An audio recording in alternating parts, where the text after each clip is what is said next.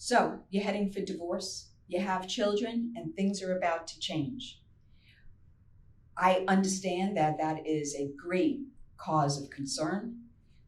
What's going to happen, and how can you increase your chances to win the custody arrangement that you want of your children? Well, you do that through evidence. You do that by creating the evidence.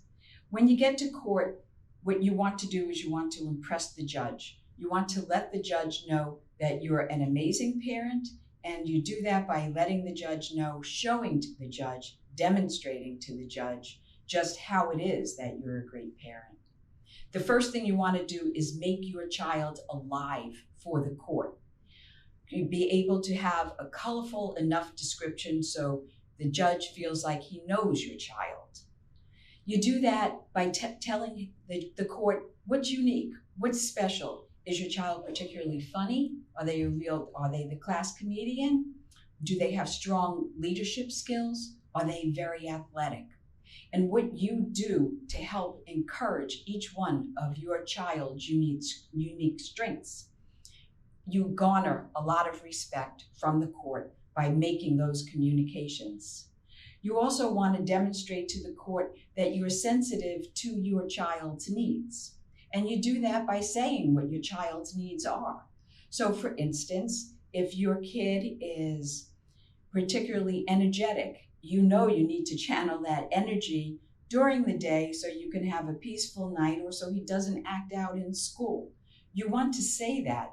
And it's something that if you're in tune with it and you're able to control your child by directing your child's energies, by developing their unique talents, and you explain that to the court, the court becomes more and more confident in your ability as a parent, or in drawing a conclusion that perhaps you're the better parent and you should have more custody. You would want to explain to the court what you do, for instance, to build your child's sense of confidence.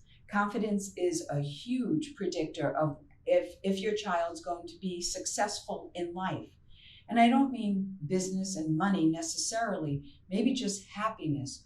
The more you can build your child's confidence and you can explain to the court how you go about doing that. And it's pretty simple. We all know you build confidence in a child by playing to the child's strengths.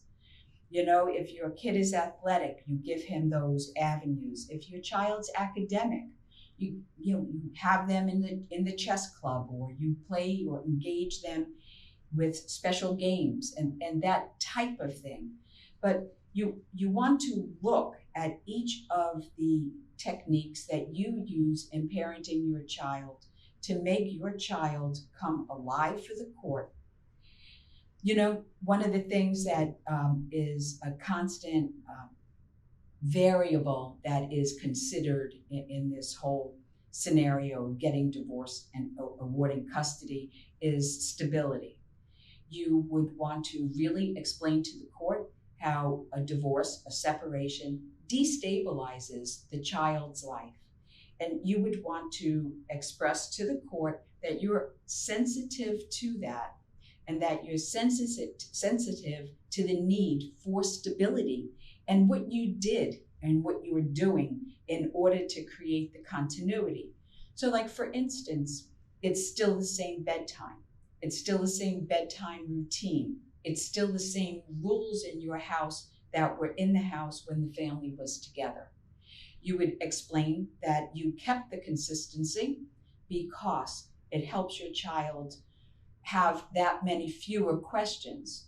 But if you change things to make it the way you had always wanted it without compromising with your spouse, it's not great for your kid.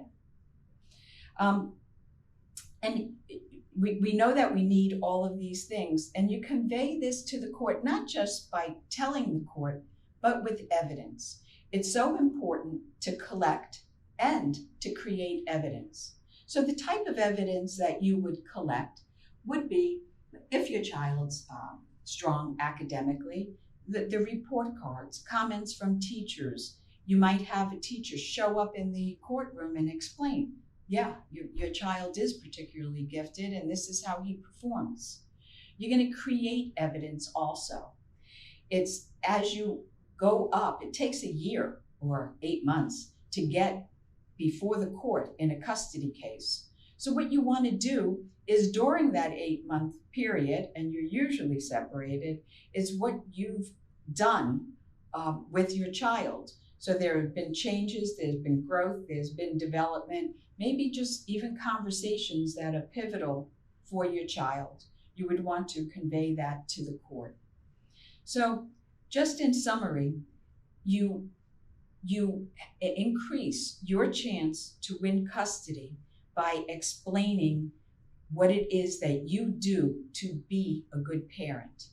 You increase your chance to win custody when you convince the court that you understand your child and you play to your child's strengths. Remember, what the court is going to do when it issues its custody order is issue an order that the court believes is in the best interest of your child. And the best interest of your child is the parent that makes the child strong and that keeps the child moving straight in the direction where we want him to go, doing well in school, well socially, and well emotionally.